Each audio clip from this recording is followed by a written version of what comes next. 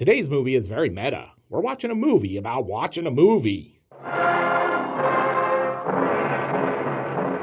Welcome to Sick Flicks, where I take a deep dive into the cinematic sewer to help you embrace your inner gore geek. I'm Mike Bracken, aka The Horror Geek, and today we're tackling Robert Scott's video store staple, The Video Dead. Released in 1987, The Video Dead went straight to video and eventually wound up on late-night cable, where it developed a cult reputation alongside films like The Gate. The film features all the staples of the era, unsupervised teens, zombies, and some solid makeup effects. But will this be enough to earn The Video Dead a 5 barf bag rating? Let's get to the gore and find out. Oh, and before we get started, today's video is brought to you by patrons Matt McComas, Zombie Mama 79, and KCP. If you'd like to sponsor a video, there's a link to my Patreon in the pinned comment and description below. And now, let's get bloody. We fade in on the credits. I was hoping this would be an Interstate 4 movie. The 5 adds like 20 minutes to my trip. Never heard of him, never heard of her.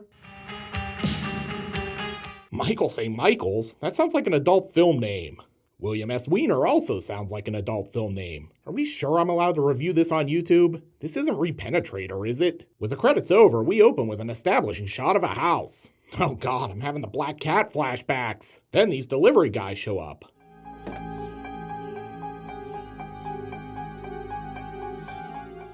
Wait a minute, is that the crate from Creepshow? Also, I don't like this lifting form. These guys are a workman's comp claim waiting to happen.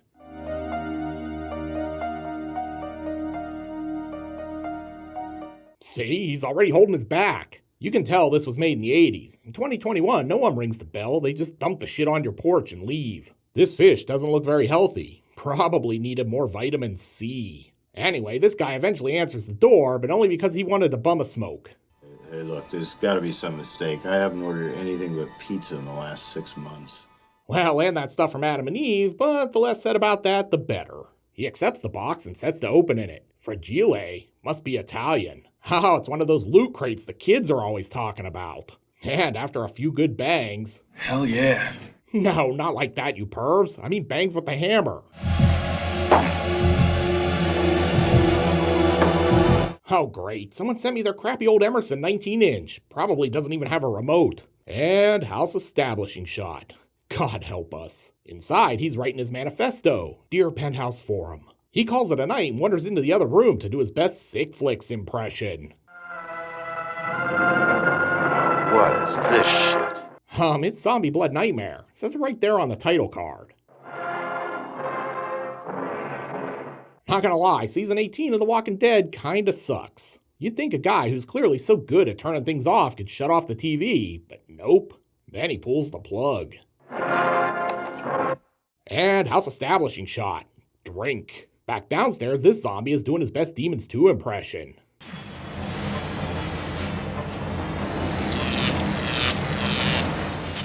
Oh yeah, that's clearly an Emerson. Those things were like the Ford Pintos of televisions. At any rate, this zombie is really breaking the fourth wall.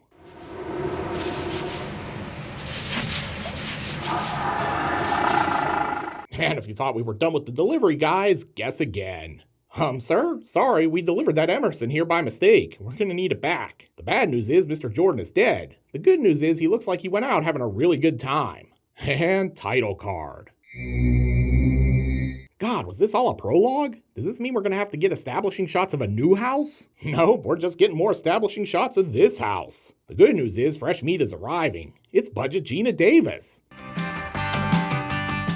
Are we here? I hope this chick isn't supposed to be a teenager. She looks like she's at least 35. She settles in for some unpacking, but don't look now. She's being stalked. Oh, it's a fake out. It's just her brother, who's apparently also got a club foot. Jeff! He appears to be one of those ancillary Sheen kids, like Anthony Michael Estevez or something. And house establishing shot. What the hell is she eating? That looks like an enormous plate of beans. Hope Jeff brought a gas mask. And it's time for some exposition. So when do Mom and Dad get back in the country anyway? Mom and Dad are out of town, although it's kind of weird 2 30-year-old kids would still live with their parents. Got in. Great. What's your major? Aerobics. Wait a minute, she's majoring in aerobics? Were all the underwater basket weaving classes full? You can't major in aerobics. I'm with Jeff. Well, it may not be higher education, but it's a degree, Jeff. And to be fair, she'll probably make more with it than a degree in social work. I'm almost afraid to ask you what your minor is. Don't say women's studies. Don't say women's studies. Music videos. I feel like this script was written by someone who never actually set foot in a college. Can you even major in either of these things? And house establishing shot. You know, just in case you forgot, they were eating in the kitchen of the house. The next day, Jeff's woken up at the crack of noon by this guy. Have you accepted Jesus Christ as your Lord and Savior, son? Turns out he just wants the TV. He even drops some exposition. You see, it looks like an ordinary TV set, but it isn't. More lives will be lost if it isn't found. It's an Emerson, son. That thing can explode at any moment. Turns out the TV is still there. It's in the attic and someone left it on Skinamax. I want you to come into the attic with me, Jeff. If she takes off her top, this will be a real-life boob tube. If you find yourself thinking, you know what this movie needs? Another 30-year-old teenager, well, you're in luck. Here comes Muffy. She's creeping up on Jeff, who invites her in to do whatever it is 30-year-olds pretending to be teenagers do. How about a nice glass of fresh water for a change of pace? At least I hope he invited her in. I'm not sure, since I never got a house establishing shot. Since these two are totally boring, I guess we might as well follow the dog for a while. Maybe it'll mark something interesting. Or maybe it'll find this zombie. Clearly, this guy had a taste for chocolate and poodles. While Jeff and Muffy are out looking for the dog, she drops some exposition on him. So don't you find it a little creepy living in the murder house? And they do eventually find Chocolate, who's in bad shape. My goose is cooked. I could get reform school for this. Oh, come on, you're white. Worst case scenario, you'll have to do a few volunteer hours at the pound. And house establishing shot. Probably better stop drinking now. We're only 20 minutes into the movie. Back inside, Jeff's calling director Robert Scott. Where did my sister go? I thought I had a co-star. Christ, she's got a rotary dial landline. Do you kids even remember rotary dial landline phones? Christ, I'm old. Anyway, Muffy, aka April, basically tells him I'm replacing your sister in this movie now. Since he strikes out on the attempted hookup, he decides to watch a little TV. Damn it, the cable's out again? Oh sweet, this TV gets Booberella? Well, my evening's set. And it turns out this is an interactive show.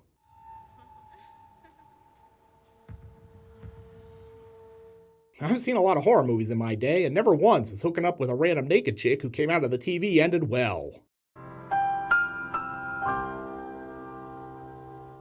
For some reason, she winds up back in the TV where she's murdered by Mickey Rooney? Hi, I'm Mickey Rooney. I'm guessing this broad didn't have Value Guard whole life insurance, so now her loved ones are going to be stuck footing the bill for her funeral. Then we get some exposition. Who are you? They call me the garbage man. Well, the name's a little on the nose, but it checks out. Why are you telling me all this? Because we're 30 minutes into this movie and we really haven't spent a lot of time on the plot. But Mickey does have some helpful advice at least. Take the TV and lock it in the basement. Jeff takes the advice and puts the TV in the basement. And not a second too soon because that thing's smoking. Whatever he's watching is clearly too hot for TV. And it's pretty grabby too. But no worry, Jeff's gonna disarm him with this hatchet. Unhand me, sir. And great, now the Emerson is bleeding too. Oh, Jesus. They really were poorly made TVs. Oh, God. I must be losing my mind. Yeah, this is what happens when you hang out with Mary Jane, kids. Just say no.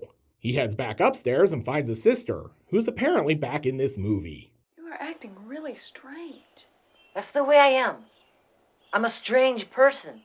Well, that's probably the first honest line of dialogue in the video dead. And house establishing shot. But there's a twist, because this is a different house. We've been Shyamalan'd. The zombies, meanwhile, are out for their morning shamble. Man, is someone making coffee? It smells amazing. Wow, they're really dying to get in there.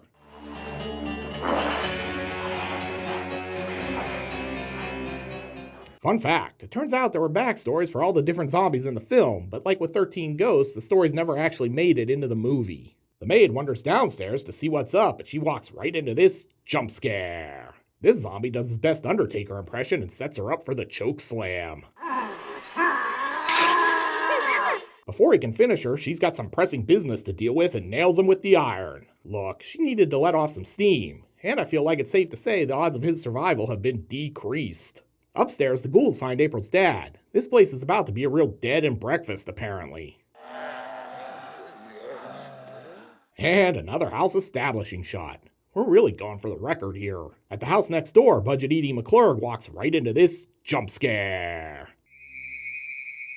I hope you're ready for some laundry puns because I've got loads of them. If you thought Edie was going to turn the tide here, I've got bad news for you. She's about to go for a spin.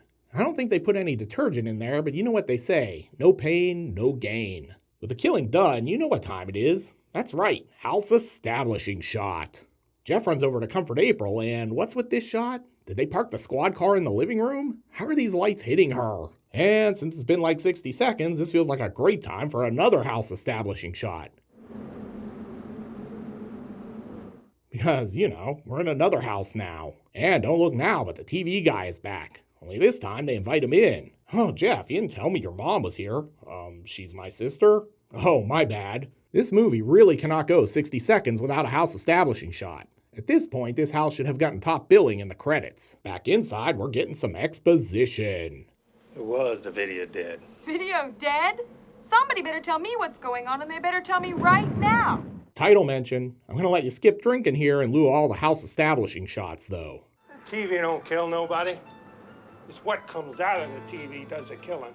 I don't want to alarm anyone, but you may have let a crazy stranger into your house. Also, who the hell is this guy? Why is he even in this movie? Sis is not buying it. This has got to be the most far-fetched story I've heard in my entire life. And I'm 45 years old, so I've heard a lot of stories. Then we jump upstairs for some vigorous dental hygiene. She's really brushing the hell out of those teeth. Oh great, she's got gingivitis. She's like Bleeding Gums Murphy at this point. It's okay though, zombie David Bowie is here. Ziggy Stardust, more like zombie Stardust if you ask me. Sure, gotta call the police. Hello, officer. We got some dead people in my house. Not gonna lie, the new guy is kind of a dick. The reason for the mayor's is simple. The dead can't stand to look at themselves. Oh wait, I know why he's in this movie. His character name should be Exposition. But he does have a plan. First is to trap them in a place from which there's absolutely no escape. So basically, student loan debt? House establishing shot. Just to remind you, they're still in the house. The guys get ready to set out, but not before leaving Zoe one last parting gift. These are the keys to my truck. Oh, and remember, I got 17 more payments on it. Then our odd couple traipses through the woods and encounters this zombie. Jeff nails him with some arrows, then takes a bow. And now we get meta. My absolute all-time favorite horror movie is the Texas Chainsaw Massacre. Not gonna lie, I wish I was watching the Texas Chainsaw Massacre. Also, isn't there a rule about referencing better movies in your terrible movie? Man, this is the weirdest version of Repo Man ever. I don't want to alarm anyone, but Jeff might be a serial killer in the making. I shot him.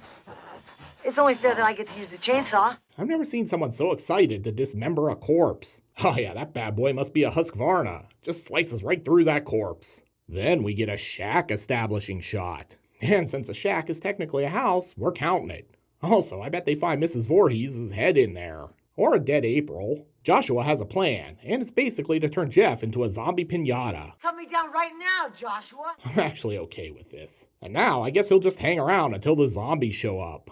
What could go wrong?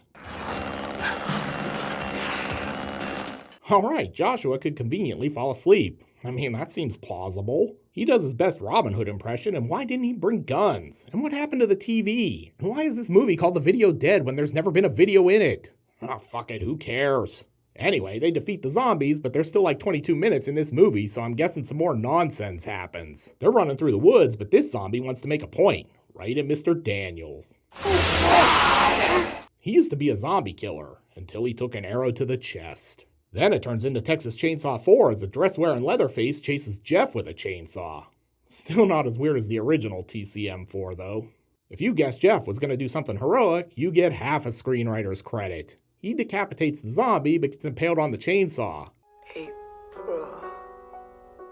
Don't feel bad, Jeff had a good long life. Dude was like 47, pretending to be 16. Speaking of 47-year-old teenagers, we then head back to see Zoe. She's about to go for help, but she's surrounded by zombies. And a malfunctioning fog machine. Oh no.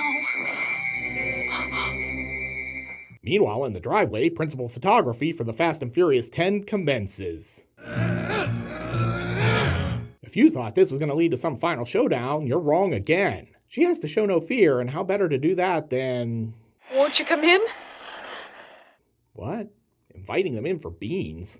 I hope you enjoy this. It's a recipe that's been in my family for generations. Yeah, let's just roll with that. How's she going to get out of this mess, you might be wondering? Well, here's some flashback exposition to help you figure it out. To kill them, trap them in a place from which there is absolutely no escape. She locks them in the basement and there's a zombie holocaust, although not the kind we normally have on this channel. And everyone winds up back in the idiot box. Oh, I'm not that gullible, movie. I've seen enough horror flicks to know the swerve ending is coming. Budget Gina Davis makes it out and is like, this is worse than the time Jeff Goldblum tried to turn me into a housefly. Anyway, she winds up in the hospital and her parents finally show up. I just don't understand what could have happened. Just pray it's not drugs, dear. If you guessed they were going to bring her the TV, give yourself a screenwriter's credit. We brought it from home for you, dear. Told you the swerve ending was coming.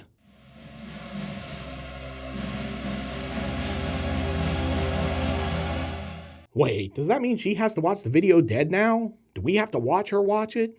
Please God, no. And hey, what happened to the garbage man and those delivery guys? Screw it, I don't even care. The Video Dead was a movie I caught late at night on cable as a teen. I never knew what it was called and I spent years trying to find it. I was half convinced I just dreamt the whole thing. But here it is, proof that nostalgia is a funny thing. This is one of those prototypical late 80s horror movies. They really don't make them like this anymore, which is both sad and occasionally a good thing. This one's a mishmash of half-formed plots and weird zombies, but it's sort of modestly entertaining even if it feels like it's full of ideas that never go anywhere. There was talk of a sequel, but it never materialized, and maybe that's for the best. But enough about that. Can the Video Dead fast forward its way to 5 barf bags? Let's go to the gore card! In terms of gross anatomy, the Video Dead sorta delivers. We've got the zombie chainsaw massacre, an arrow to the chest, chainsaw impalement, a beheading, and some other odds and ends. This one's not an out-and-out gore fest, but there is enough blood and guts here to earn this one a 3 barf bag rating. This is a moderately sick flick. Looking for another video store darling from the early 90s? Then be sure to check out my review of Demon Wind. You'll find a link here on the screen after my outtakes. I'll meet you over there.